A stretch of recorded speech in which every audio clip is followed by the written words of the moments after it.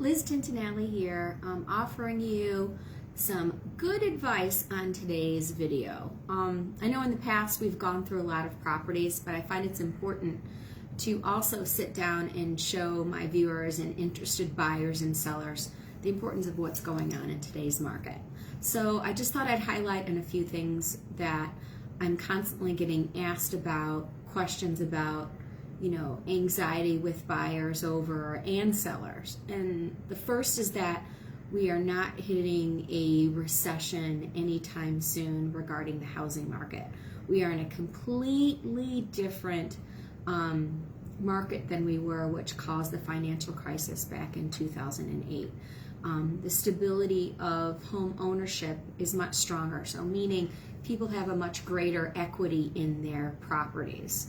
So we're not seeing, even though they're anticipating foreclosures to come on market soon, from these possible defaults that have filtered through some of the deferred loan mortgage programs, it's not going to be in such a volume, and it's not because of big faltering loan programs.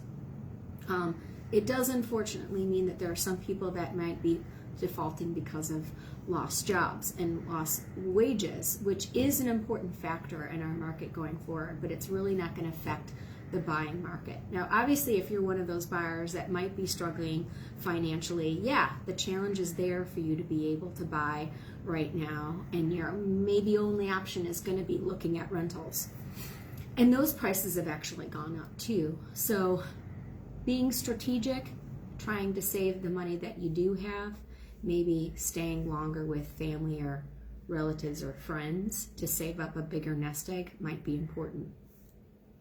Throughout the remaining part of this fall, because we're kind of like going a little bit all over the place in what we're trying to cover right now, but I'm seeing a definite strength in the housing market. Now, a lot of what I deal with has been in and around the Detroit neighborhoods as well as some of the suburban neighborhoods. So again, those houses that have absolutely everything, which a lot of buyers are looking for so they don't have to do any work, are still going kind of fast. Maybe not as fast as they did 6 months to a year ago, but they're still seeing multiple offers.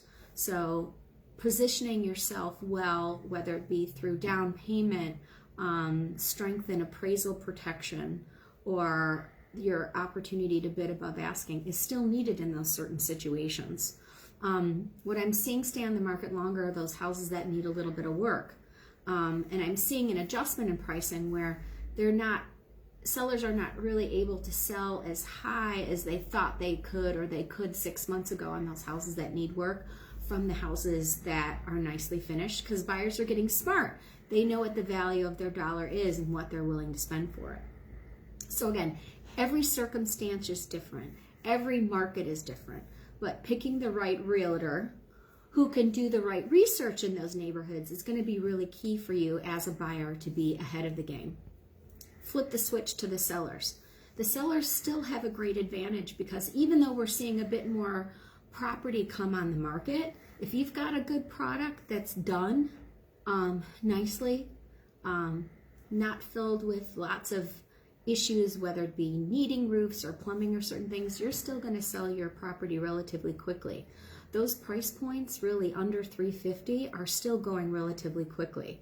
And for those buyers that are looking in that price point, they want those properties bad. So you sellers, if you've got that value and you're looking to sell and you're within that price point, those typically are the homes that are selling a lot faster, depending upon the market, of course, that you're looking in or the community. Another thing is, posing this question, well, what should I do to my house if I want to maybe get a higher dollar to attract some of those buyers that are looking for things more done? Be very careful in the kind of money that you put into your homes to get them sold. Now, with the shortfall of some of the contractors to do a lot of this work, unless you are a contractor yourself and extremely skilled with good finished product, I wouldn't suggest going overboard and spending a lot of money on those renovations unless you know you are doing exactly what those buyers want, the way that they want it.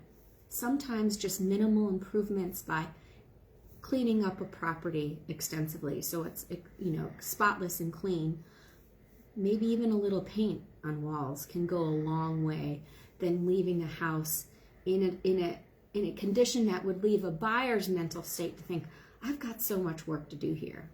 Now, the buyers of today, in many respects, get agitated or anxious when they see something that just needs paint. But in most cases, again, if they're with the right realtor, we can talk them off that ledge and let them know what things are normal to be able to expect to have to do when you're moving into a property. And even some minor repairs might not be big to a buyer to do within reason. But some of the big ticket items, because of the shortfall of certain contractors, it can be scary if new roof is needed, new sewer lines are needed.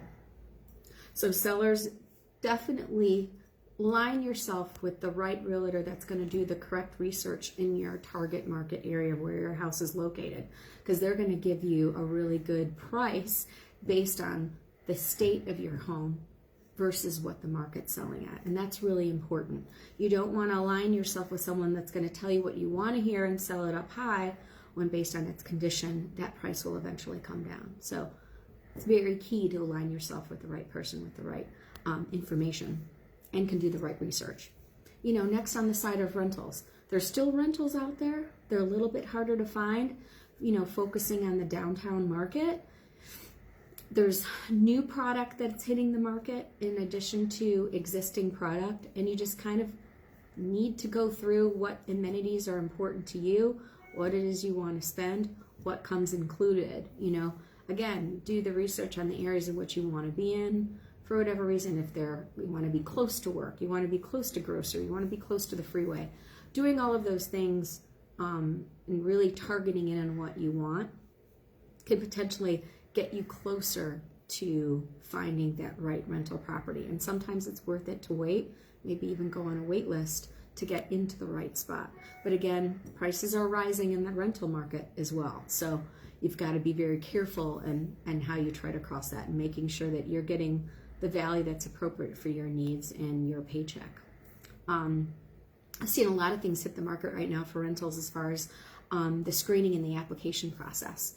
The more you have your information in place regarding, your current income, your job status, how that money is coming in if you're a 1099 employee is really important, because the landlords of today don't want to deal with a whole lot of hassle. They get nervous if they have to deal with issues. There's always a chance you could potentially get a cosigner if you know that, but sometimes being forthcoming if you might have some issues with credit is good, and be upfront about getting a cosigner if that's needed to get you into the right living situation. But that's a lot of things in a nutshell. But again, I've got some great listings that are coming up on the market soon. My Lafayette Park listing I just listed is already under contract, but I do have one coming up probably mid-December within the same LaSalle cooperative of the Mies van der Rohe community. So look forward to that. Should be priced around $325, and again, is a 2-story townhouse, 3 bedrooms, 1.5 baths.